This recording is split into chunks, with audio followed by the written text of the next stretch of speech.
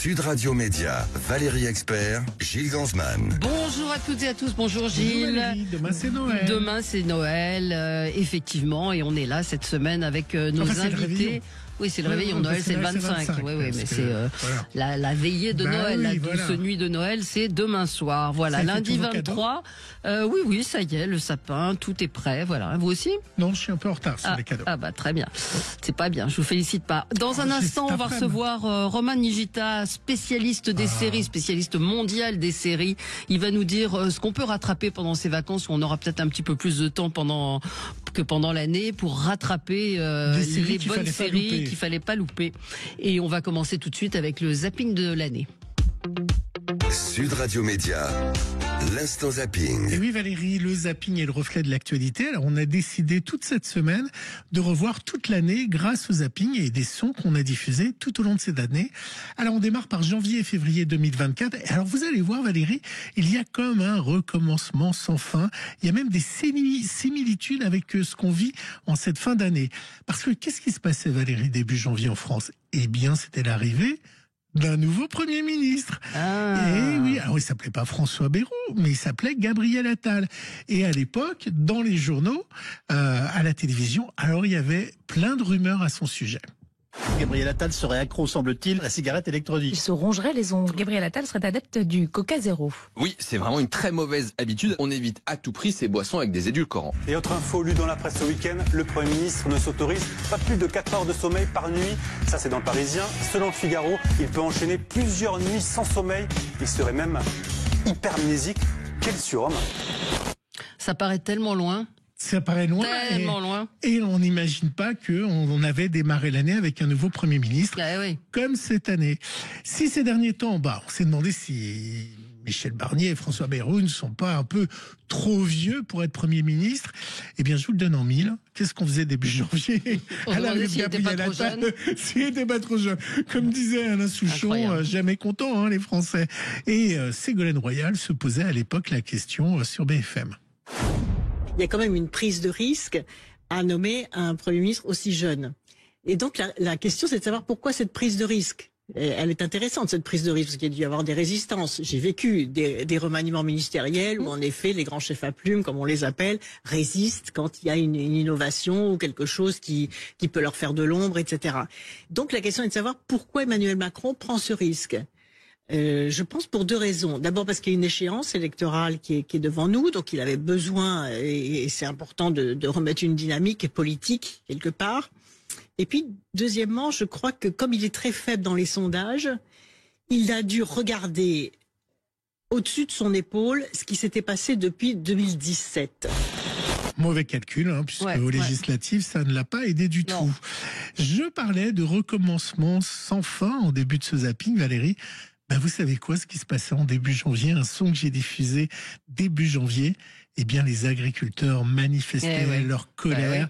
Ça veut dire que ça fait 12 mois plus tard, ils ne sont toujours pas entendus. Écoutez à l'époque. C'est ce que j'allais vous dire. Des dizaines de tracteurs bloquent la N124 près de l'île Jourdain dans le Gers. Et un cercueil, symbole du désespoir des agriculteurs. Même message près de Toulouse, sur l'A64 à Carbone. 3e nuit dehors, et la vie s'organise avec une détermination à la hauteur de leur exaspération. Tout le monde le fait pareil, il bloque aussi la 124 entre Toulouse et Auch, tout ça, à Montauban. Les gens en ont ras-le-bol, ils n'y arrivent plus. Et on nous met de plus en plus de normes, il faut payer de plus en plus. Et ça, c'est plus possible aujourd'hui. Pour moi, c'est le plus beau métier.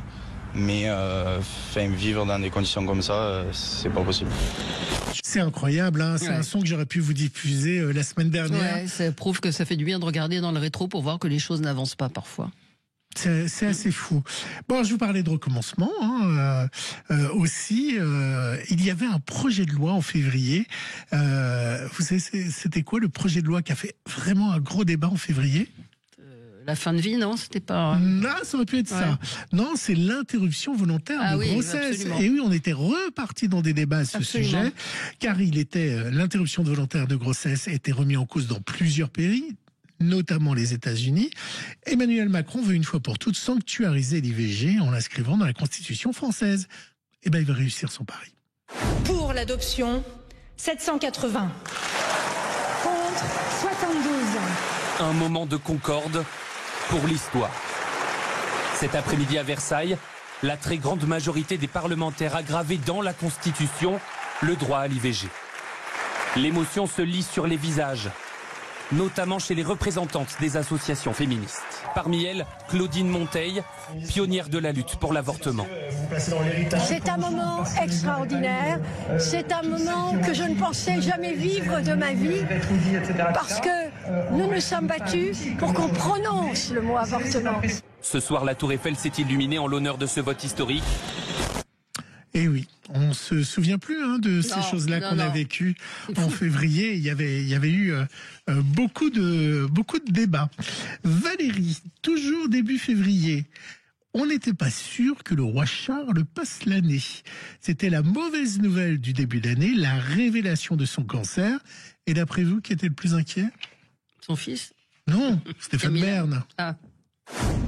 Il y a là cette émotion populaire. Alors évidemment, il y a une sorte de dramatisation que les chaînes évidemment renforcent, mais surtout on apprend que le roi a parlé à son fils cadet, le prince Harry, qu'il n'a pas vu depuis le couronnement au mois de mai dernier, et le prince Harry a annoncé qu'il allait prendre un avion pour rentrer au Royaume-Uni. Donc là, c'est vraiment, si même le fils cadet rentre des États-Unis, il y a une sorte de gravité. Alors, il faut rassurer les gens, c'est-à-dire que le roi continue à exercer ses prérogatives royales, il signe les documents officiels qui lui sont amenés dans les boîtes rouges, il peut recevoir le Premier ministre, il peut également réunir le Privy Council. Mais en revanche, il a limité à la demande de ses médecins son rôle de représentation, et c'est donc son épouse, la reine Camilla, qui va devoir s'y remettre. Le roi va mieux. Le roi va mieux, puis il y a eu d'autres cancers dans la famille royale. Absolument. Ça va occuper un peu cette année 2024, toujours à la page. À la pointe. À la pointe, Stéphane Bern, qui a bien expliqué tout ce qui se passait à Buckingham. Bon, février, c'est un moment important pour vous, Valérie. Pourquoi? On a passé la galette des rois. Ouais, c'est la finale de la Starac. Et à chaque année, on reçoit le gagnant de la Starac. Et cette année-là, en 2024, c'était Pierre Garnier. Qui a fait du chemin depuis. Ah oui, triomphant, le single explose, l'écoute sur les plateformes musicales, c'est du jamais vu depuis longtemps. Pour un artiste révélé finalement par un concours de chant, Pierre Garnier devient un phénomène, tous les médias le volent. Je quitte avec l'événement d'hier soir, la victoire de Pierre à la Star Academy. Pierre qui a eu le bonheur d'interpréter sur scène sa propre chanson. À tout de suite. J'aimerais garder le meilleur de ce qu'on était. Et je sais qu'ailleurs t'iras chercher un peu de ce que je ne t'ai pas donné. Je vais garder le meilleur. C'est vraiment une des personnalités de cette année 2024, Pierre Garnier. Grande personnalité. Bah, ça fait du bien de regarder un petit peu, de revenir en arrière sur cette année écoulée, sur des moments qu'on a oubliés. Gabriel Attal, effectivement, on pensait pas que ce serait que c'était aussi près finalement, aussi près et aussi loin, parce qu'il s'en est passé des choses. Et demain, je vais vous faire l'autre trimestre. On va aller au mois d'avril. Vous allez voir, il va y avoir plein de choses. Allez, on se retrouve dans un instant avec Romain Nigita pour parler avec lui des séries de cette année, tout ce qu'on n'a peut-être pas vu et qu'on doit absolument rattraper. Moi, j'ai suivi ses conseils déjà plusieurs fois et il est de très très bons conseils, Romain Nigita. À tout de suite. André Berkoff vous souhaite de sublimes, d'intensives et de jouissives fêtes avec Sud Radio. Bonne fête avec Sud Radio. Sud Radio Média, l'invité du jour. L'invité du jour, c'est Romain Nigita. Bonjour Romain, merci d'être avec nous, spécialiste des séries. On vous retrouve votre plume dans Téléstar. Vous êtes incollable sur toutes les séries. Vous êtes venu déjà de nombreuses reprises sur Sud Radio et on s'est dit ce matin, et si on profitait des fêtes de Noël pour rattraper les séries incontournables, puis vous nous donnerez des petites infos sur les séries qui vont arriver. Donc les séries incontournables pour vous cette année. Il y en a beaucoup, il y a beaucoup de choses à revoir dans plein de genres différents. Votre votre top, vous, la meilleure série pour vous de l'année? La meilleure. Une de celles que j'ai vos préférées. Plus de plaisir à voir, que j'ai dévoré en quelques jours, c'est La Maison sur Apple TV+, une série française. La Maison, je n'ai même pas entendu avec parler. Lambert Wilson et Carole Bouquet. C'est un espèce de succession dans le milieu de la mode. Si vous aimez les feuilletons à la Dynastie, Dallas, etc., mais un peu moderne, un peu chic, et ben c'est vraiment ça. Il y a un scandale qui éclate dans une grande maison de couture. Lambert Wilson joue un espèce de Yves Saint Laurent qui déclenche le buzz et qui va peut-être être acheté par une maison concurrente qui est dirigée par Carole Bouquet. Ça se plante des couteaux dans le dos dans chaque épisode. C'est vraiment très malicieux, très jouissif à regarder. Ça veut dire qu'aujourd'hui, les vraies bonnes séries, elles sont plus sur les plateformes que sur les chaînes dites hertziennes? Il y en a partout des bonnes. Là, c'est vrai que je vous ai parlé d'une série sur une plateforme, mais également moi je trouve une des meilleures séries de l'année et qui était sur M6, Les Espions de la Terreur. Une série en 4 épisodes sur la traque des terroristes qui ont commis les attentats de novembre 2015. Ça c'est sur M6, un genre de série qu'on n'a pas l'habitude de voir sur une chaîne comme ça. Voilà, qui traite de l'actualité. Donc il y a aussi de très bonnes choses encore. Mais globalement, est-ce que les chaînes investissent vraiment désormais dans les fictions, plus que d'ailleurs dans les émissions, ce qu'on appelle les shows de divertissement? Pour faire des grosses séries à gros budget, maintenant, les chaînes hertziennes souvent s'associent aux plateformes. On l'a vu, par exemple, France Télé a coproduit Cœur Noir avec Prime Video. Cœur Noir qui est une série d'action militaire que moi j'ai trouvé formidable. Il y a une saison 2 qui est en tournage. Le Zorro avec Jean Dujardin, qu'on peut voir actuellement sur Paramount+, c'est une copro avec France Télé. Et qui arrive là pour les fêtes sur France Télévisions. Totalement. Et il y a évidemment l'annonce de TF1 avec Netflix pour un nouveau feuilleton quotidien qui passera 5 jours avant sur Netflix, puis ensuite sur TF1. Mais c'est pas dangereux, par exemple, Zorro sera un relativement flop sur les plateformes. Paramount+, pour l'instant, n'a pas un énorme nombre d'abonnés. Moi, je le regrette parce que c'est la plateforme qui diffuse Star Trek et c'est un peu la franchise de mon cœur. Mais je pense pas que ça va gréver l'audience sur France Télé. Faudra regarder le Zorro avec Dujardin. Je vous conseille plutôt le Zorro version espagnole qu'on a vu sur M6 et W9 et qui est dispo en replay sur M6+, avec l'un des acteurs de la série Elite qu'on a vu sur Netflix, une série pour ados. Je trouve honnêtement que cette version-là est bien plus intéressante, il y a plus d'action. Jean Dujardin, il nous fait du OSS 117, quoi. C'est une parodie de Zorro, on connaît son numéro, on l'a déjà vu 1000 fois. C'est un petit peu lassant. Bon. Alors, qu'est-ce qu'il y a d'autre dans votre top 10? Une autre très bonne série, une série qu'on a vue sur Arte, une série japonaise qui s'appelle La Maison de la rue en pente. C'est encore une maison.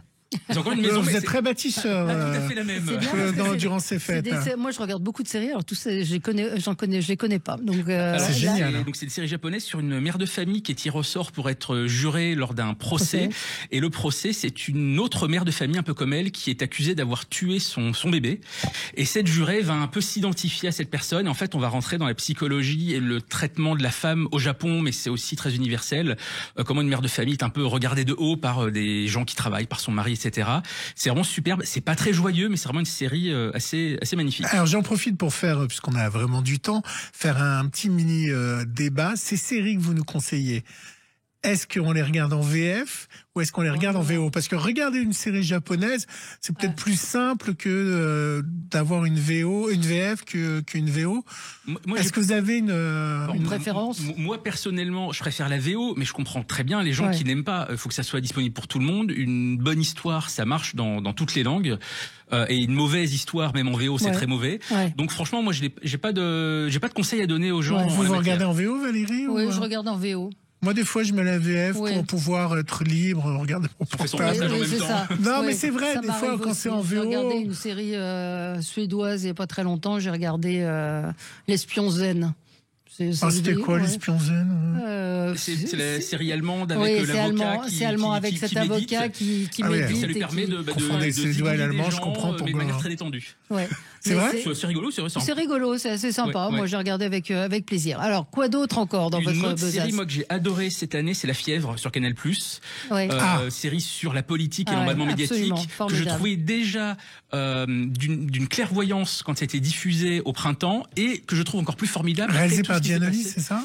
non, c'est pas celle-là. C'était d'Argent et de Sang. D'Argent et de Sang. Non, là, c'est l'équipe de Baron Noir. Ouais. Et je trouve que ça a pris Formidable une série. puissance encore supérieure avec tout ce qui s'est passé en France avec les élections Absolument. cet été. Alors, racontez pour nos alors auditeurs. que ça a été tourné, écrit et réalisé avant. Juste avant. Où il y a, ça parle de la puissance des réseaux sociaux, des influences, Exactement. des influenceurs politiques. Parce que tout part d'un scandale avec un footballeur qui agresse son entraîneur. On comprend pas trop pourquoi au début. Donc il y a tout un emballement, notamment de la fachosphère sur Internet.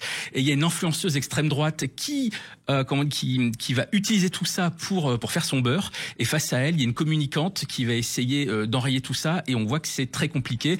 Et voilà, il y a un emballement politique qui fait que la fin de la saison, je vous en dis pas trop, mais ouvre sur une suite qui, à mon avis, sera assez passionnante. Pour nos auditeurs, en moyenne, les séries restent combien de temps sur les plateformes et il reste combien de temps sur MyCanal, puisque là c'est Là, c'est une série de Canal+. En général, ils la gardent quasiment ad vitam aeternam, j'ai envie de dire. Les séries vraiment produites par Netflix, pareil, ils restent très très longtemps. Par contre, des acquisitions comme la série japonaise dont je vous ai parlé, qui est sur arte.tv, en général, ça reste 1 an. Ouais. Donc là, vous avez le temps, là, pendant mais Noël. on peut parler d'Argent et de Sang, qui était une série formidable. D'Argent de Sang. Alors la première partie, c'était en 2023. C'est pour ça que je l'ai pas inclus dans ma sélection. Donc qui racontait le scandale de l'arnaque à la TVA sur les quotas carbone. C'est toujours visible. C'est toujours visible sur la plateforme de Canal avec Ramzi Bedia qui est absolument étonnant dans un rôle. Valérie a eu un coup de cœur. Elle m'a envoyé un SMS. Complètement. Formidable. Et Vincent Lindon qui est. Vincent Lindon qui fait du Vincent Lindon. Oui, mais qui est bon. Moins surprenant que Ramzi pour ma part. Absolument. Mais c'est vrai que le sujet pouvait paraître rebutant, mais pas du tout. C'est vraiment un thriller financier, assez passionnant. Ouais. Il y a des choses un peu légères qui vous ont plu? En comédie. Qu'est-ce que vous appelez légères? Oui, des trucs comédie. J'ai noté, plusieurs comédies. L'un des grands gagnants de cette année sur grand écran, c'est Artus, avec son film Un petit truc en plus. Et ben, il a aussi fait une comédie pour TMC cette année qui est passée un petit peu inaperçue, mais qui moi m'a beaucoup plu. Une comédie qui s'appelle Benoît Gênant officiel. J'ai détesté. Comment ça s'appelle? Benoît Gênant officiel. Si vous aimez l'humour un peu idiot, ce qui est un peu mon cas, Artus joue un agent immobilier qui se rêve comme star des réseaux sociaux, un type qui est égocentrique et complètement stupide. Donc alors c'était un flop total. Hein. Flop total, mais un flop monumental. Mais vous, moi j'adore ce genre d'humour avec des personnages stupides et détestables. Moi j'adore ça. C'est peut-être que ça me rappelle ma propre personne. C'était extrêmement mal réalisé. On va dire que on regarde pas ça pour la réalisation. Non, voilà, mais tout était sur lui et sur le décalage, mais les autres n'étaient pas décalés, donc ça faisait très bizarre. Son cousin qui joue son bras droit, c'est vrai. C'est un comédien qu'on voit dans un second rôle qui s'appelle Esteban. Moi, il me fait mourir de rire ce comédien. Donc si vous aimez l'humour idiot, je vous le conseille. Si vous voulez un humour un peu plus fin, un peu plus britannique, sur Canal+, on a pu voir une série qui est toujours disponible sur MyCanal qui s'appelle Such Brave Girls, c'est-à-dire des filles courageuses. C'est une mère célibataire et ses 2 filles qui sont adultes mais qui vivent toujours à ses crochets. Et elles essayent de Attention, Valérie trouver tout ce qu'il faut. Elle est en train de noter, je le dis à nos auditeurs qui ne regardent pas en vidéo. Elles essayent de trouver pour leur mère un mari pour vivre au crochet de ce futur mari. Ah, c'est top, c'est drôle. L'une des 2 sœurs est dépressive, l'autre est un peu idiote. Si vous aimez l'humour anglais un peu trash, ça c'est Et donc j'imagine, on voit un défilé de fiancés qui sont... Il y en a un surtout qui est un peu bébête, qui comprend pas ce qui se passe autour de lui. Enfin voilà, si vous aimez ce genre d'humour britannique un peu trash, ça je vous le conseille. Et ça c'est où? Ça c'est sur Canal. Et sur Canal+. Je peux vous en conseiller une autre sur Apple TV qui est plutôt en mode comédie romantique et féministe, puisque c'est avec Eva Longoria, donc on connaît évidemment pour Desperate Housewives. Et là c'est une série qui s'appelle La Terre des femmes. C'est l'histoire de 3 générations de femmes. Donc Eva Longoria, sa mère qui est jouée par Carmen Maura, et sa fille, donc les 3 générations qui fuient New York parce qu'il y a une histoire de gangsters et qui se retrouvent dans un petit village en Espagne qui est le village natal de la grand-mère et où elles vont aider tout un gang de femmes qui s'occupent d'une production de vin. Elles ont leur vignoble, elles produisent leur vin et donc Eva Longoria va les aider. Là-dedans, c'est très sympa, et c'est vraiment tourné en Espagne. On peut en profiter pour dire à nos auditeurs que désormais, à une époque, c'était compliqué parce qu'il fallait s'abonner un peu partout, mais vraiment que ça soit du côté de Free ou d'Orange ou de Canal+, c'est vrai qu'aujourd'hui, il y a des formules qui permettent d'avoir accès vraiment à toutes les plateformes. Et ça, c'est vraiment ce qui s'est passé dans cette année. Il y a des packs qui permettent de regrouper, d'avoir à la fois Netflix, Amazon, Max, qui est la plateforme de Warner, Paramount+, etc. Tout dans un seul forfait. Donc ça, c'est vrai que c'est plutôt pas mal pour faire des économies. Est-ce que Max va devenir une chaîne intéressante? Est-ce qu'il commence à investir dans des productions?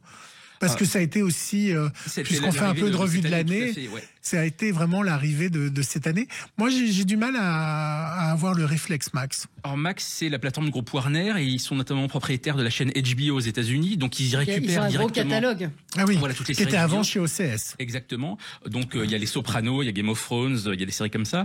Donc là cette année, ils ont par exemple eu la 2e saison de House of the Dragon, qui est la série dérivée de Game of Thrones. D'ici 2 ans, là, il va falloir attendre un peu. Ils vont avoir une adaptation télé de Harry Potter. Ah bon? Ouais. Alors, ils vont refaire l'histoire des bouquins qu'on a déjà vu au cinéma. Là, ils sont en train de faire le casting. Et ils vont le faire en série. Quel est l'intérêt? En grosso modo, il y aura une saison par bouquin. C'est un peu ça l'idée. Donc ils vont prendre chaque bouquin et chaque bouquin donnera lieu à une saison, mais avec des nouvelles histoires ou c'est les histoires qu'on connaît? Les histoires, mais avec des nouveaux comédiens, donc ça durera plus longtemps. Donc c'est vraiment comment on exploite une licence jusqu'au bout. Pareil, ils exploitent Friends, puisque là, en ce mois de décembre, ils lancent un jeu télé autour de Friends, où des fans doivent répondre à des questions, et tout ça dans les décors reconstitués de la série. Ça s'appelle Friends le défi. Et ça, c'est sur Max? Ça, c'est sur Max aussi.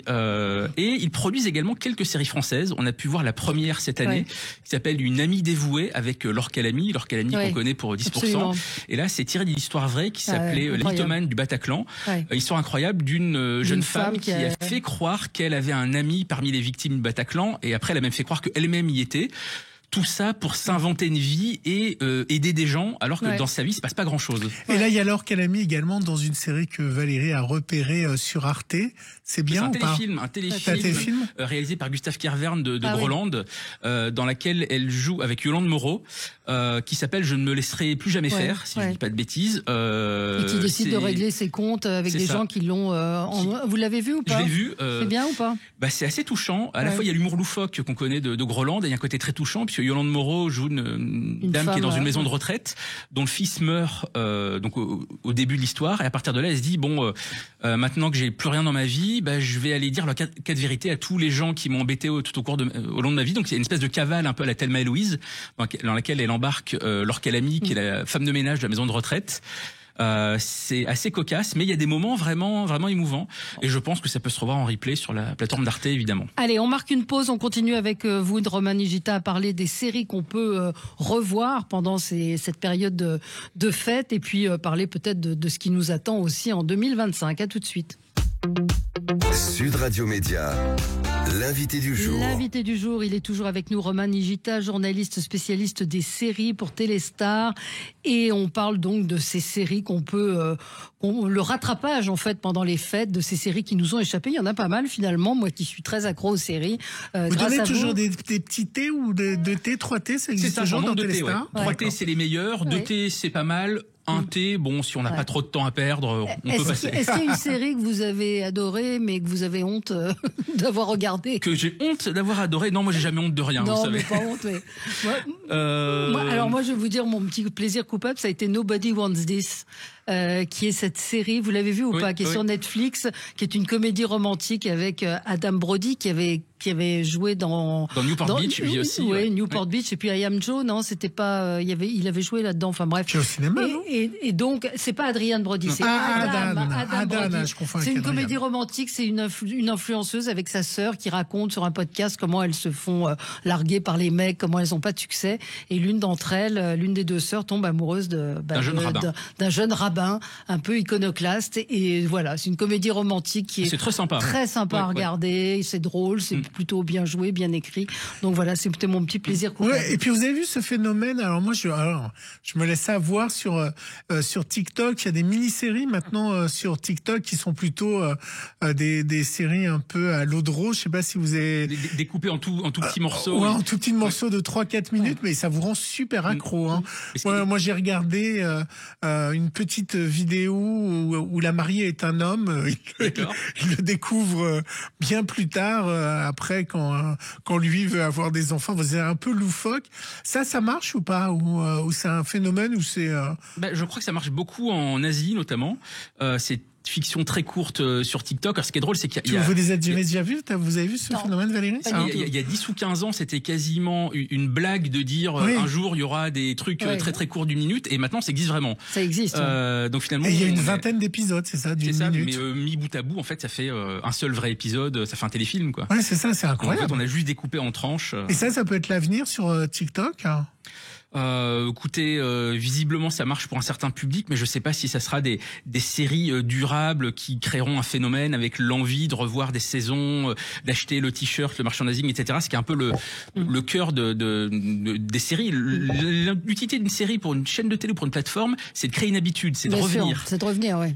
Mais c'est vraiment aussi de vendre des t-shirts ou... Non, de vendre le merchandising et créer un phénomène autour pour que les gens en parlent et développer tout un business. Ouais. Alors, je peux vous parler d'un autre plaisir coupable, Tulsa King. Tulsa King, moi j'adore. Ah mais j'ai adoré moi avec Sylvester Stallone parce qu'il y a un côté un peu ringard, on va mettre des guillemets à parler de Sylvester Stallone, mais la série est géniale. Mais lui il joue avec son image, il a toujours autant de charisme, beaucoup d'humour. Alors ça parle de quoi? Parce que moi je l'ai pas vu. C'est l'histoire d'un mafieux new-yorkais qui est obligé qui sort de prison, qui est exilé dans l'Oklahoma, c'est-à-dire un État avec les cow-boys, etc. Et il se retrouve là-bas, qu'il n'y a pas de mafia là-bas, et il doit monter un nouveau QG de la mafia dans ce milieu qu'il ne connaît pas du tout chez les cow-boys avec les Stetson et les Santiago. Stallone joue avec son âge, il a beaucoup d'humour par rapport à ça, mais il a aussi un côté très inquiétant quand il le veut. Il garde vraiment beaucoup de prestance, contrairement à son copain Schwarzenegger qui lui aussi a fait une série télé sur Netflix où là vraiment c'est très très mauvais.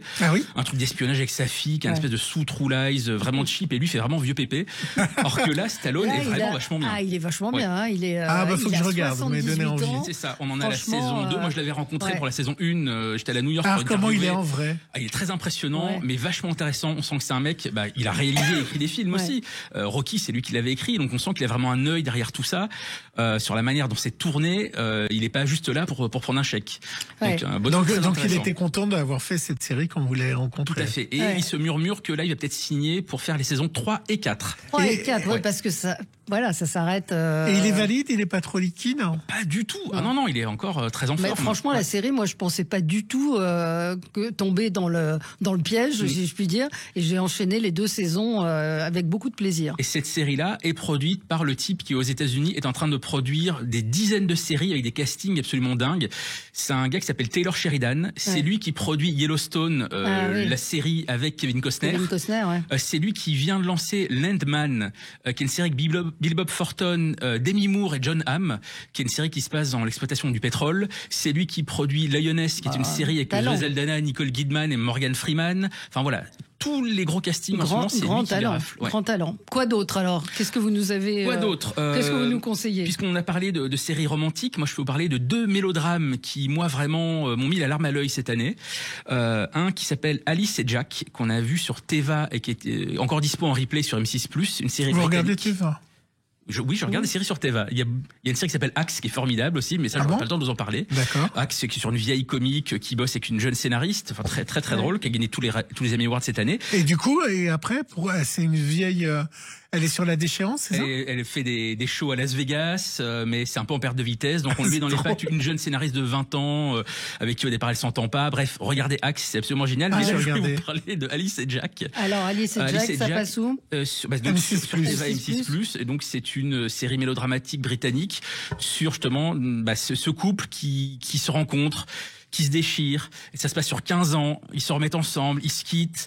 Voilà, je vous en dis pas plus, mais vraiment, si vous voulez un petit peu avoir la larme à l'œil à la fin, c'est parfait. Dans le même genre, sur Netflix, on a aussi pu voir une série qui s'appelle Un jour. Pareil, sur un couple qui se rencontre, qui se quitte, qui se remet ensemble. La particularité de Un jour, c'est que chaque épisode se passe le même jour, mais chaque année après année, mais toujours à la même date. Donc on voit où est-ce qu'ils en sont un an plus tard dans leur relation. Pareil, beaucoup de larmes à la fin, je vous en dis pas plus, mais voilà. Oui, c'est comme Le Viager, le film de Tchernia, où chaque année on les voit à Noël, où elle amène son boudin. Non, vous vous souvenez pas? Bah si, à chaque fois Noël, il amène le boudin. Voilà. Oui, là c'est pas drôle. Là c'est pas drôle, d'accord. Redites le nom de la série. Alors Un jour, et l'autre c'est Alice et Jack. Alice et Jack, voilà. d'accord. Est-ce qu'il faut aller revoir ce qui a été diffusé en novembre sur TF1? On a peut-être raté Cat Size. Ça vaut le coup ou pas? Cat Size, moi j'ai été plutôt agréablement surpris. J'ai trouvé que les 3 comédiennes principales, ça fonctionnait vraiment très bien entre elles. On sentait qu'il y avait vraiment ce côté trio de sœurs. C'est une des séries les plus chères de TF1. Moi, j'ai trouvé coproduite avec Prime Video. On en parlait tout à l'heure. Et j'ai trouvé que il y avait pas que l'argent, on le voyait pas trop. C'était 26 millions, c'est ça? Dans tous les décors, ils tournent à Versailles, sur la Tour Eiffel, c'est pour ça. au musée du Louvre. Donc si, c'est quand même. Moi, je trouve que c'est très présent à l'écran, et on sent qu'il y a une volonté de faire un petit peu de reproduire la formule de Lupin. De Netflix, qui est vraiment une donc c'est plutôt destiné à l'international, c'est ça? C'est genre faire briller avec la copro avec Prime Video, je pense que c'est vraiment l'idée. Qui voit le Louvre, qui voit et l'argent a été mis à l'allocation de ces endroits-là. Exactement, c'est un peu la même idée que Ça c'est Paris, on en a parlé pour France Télé, qui veut reproduire le succès de 10% qui était un gros carton à l'étranger. Il y a ce côté de faire une série qui va parler au public étranger, le côté un peu carte postale comme Émilie in Paris. Comme Émilie in Paris. Il y aura une suite donc à Paris ou en Italie, non, c'est officiel. On sait que le président a dit qu'Émilie devait revenir à Paris. Le début de la saison prochaine, évidemment, se passera en Italie, puisqu'elle part. Non, c'est en Italie, c'est en Italie. Mais ça sera que le début de la saison, mais ça va revenir à Paris. Vous pensez? Oui, c'est ce qui a été dit. Ça va revenir à Paris. Voilà. Ce que j'ai entendu aussi. Mais il y a vraiment cette volonté, de faire briller, la France. Et c'est vrai que pour beaucoup de téléspectateurs étrangers, la France, malheureusement, ça se limite à Paris, la Tour Eiffel, les Champs-Élysées. Ça serait bien de pouvoir montrer un peu d'autres régions de notre pays. Un couple parfait, vous aviez aimé ou pas avec Nicole Kidman, Liv Schreiber et la fille de Bono de U2. Absolument. J'ai trouvé ça assez attendu. Ouais, je suis d'accord. Bien tourné, bien joué. Le livre est formidable. Le livre est vachement bien, mais la série, est un peu quelconque. Nicole Kidman qui tourne maintenant quasiment 2 séries par an. Il faudrait qu'elle choisisse un petit peu plus. Il y avait une série qui était vachement bien, Les Expats. Expats qui se passe à Hong Kong. Il y aura une suite ou pas? Non, c'est une mini-série, un début, un milieu, une fin. C'est vrai que la fin est assez terrible pour son personnage, puisqu'on voit donc les vies de différents expatriés qui vivent à Hong Kong. Il y a un côté très melting pot à Hong Kong. On voit des gens qui viennent un peu de tous les horizons, et elle joue une mère. Je crois qu'on peut le dire, ça se passe dès le premier épisode, dont le fils disparaît. Un fils qui a, je crois, 7 ou 8 ans, disparaît dès le premier épisode. Donc elle passe toute la série enquêter pour retrouver pour essayer de le retrouver. C'est un peu ça. C'est plutôt bien fait, ça, pour le coup. Expat, c'était pas mal. Un petit peu longué, mais pas mal. Qu'est-ce qu'on peut rattraper encore? Si vous avez aimé Squid Game, alors là, dans 3 jours, jeudi 26 décembre, il y a la saison 2 qui arrive. Vous l'avez vu? Je ne l'ai pas encore vu, mais c'est pour ça que je peux, parce que c'est tenu secret évidemment. Mais j'ai vu cette année une série qui est un peu dans la même veine, mais que j'ai trouvé bien meilleure que Squid Game. Une série qui s'appelle The 8 Show, 8 comme le chiffre 8, qu'on a pu voir sur Netflix. Également une série sud-coréenne. C'est un petit peu le même principe de départ. Il y a 8 personnes qui sont enfermées dans un studio télé assez mystérieux avec des épreuves. Mais là, ils sont carrément répartis dans un espèce de faux immeuble. Chaque étage de ce faux immeuble dans le studio, il y a un appartement. Ceux qui habitent en bas, c'est un appartement tout petit. Celle qui habite tout en haut, c'est un gigantesque appartement. Et chaque jour, ils ont un salaire qu'ils peuvent dépenser pour acheter des objets, pour améliorer leurs conditions de vie dans cet appartement. Évidemment, celui qui habite en bas, il a un tout petit salaire. Celle qui habite tout en haut, elle a un salaire mirobolant. Et comme ça monte d'étage en étage. Et donc, en fait, il y a une vraie lutte des classes pour survivre, ne serait-ce que pour manger. Et pour monter dans les étages.